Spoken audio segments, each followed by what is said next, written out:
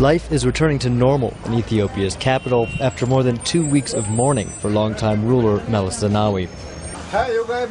Abi Haile Mikhail works in a barber shop in the Bole neighborhood of Addis Ababa.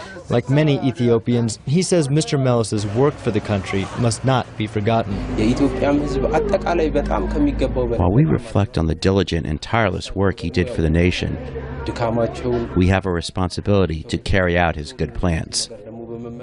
Mr. Meles sparked rapid economic development during more than 20 years in power. Many wonder what will become of the country now that he's gone. Mr. Meles's deputy, Hailemariam Desalegn, is due to replace the prime minister, but is yet to take the oath of office. Foreign Ministry spokesman Dina Mufti says Hailemariam is officially in control. The council has already decided that the deputy prime minister will take charge immediately, because this is provided in the constitution. He is a deputy prime minister. In the absence of the prime minister, he is an acting prime minister. He is now in charge of all national affairs. The question is whether Hailemariam can garner the kind of broad support that made Mr. Meles an icon. Hailemariam is not Tigray, another challenge he faces.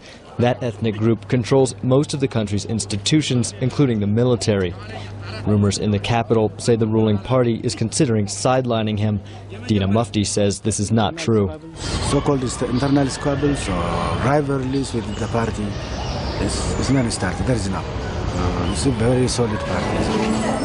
Mr. Meles had little tolerance for the opposition. His government frequently jailed journalists and activists who voiced dissent.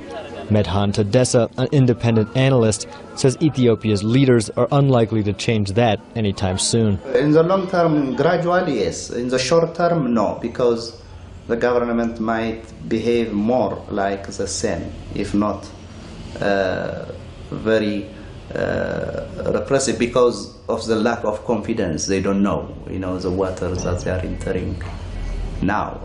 Meles Zenawi had a definite vision for Ethiopia's future. Always seeing the big picture, he was known to plan the country's development years in advance.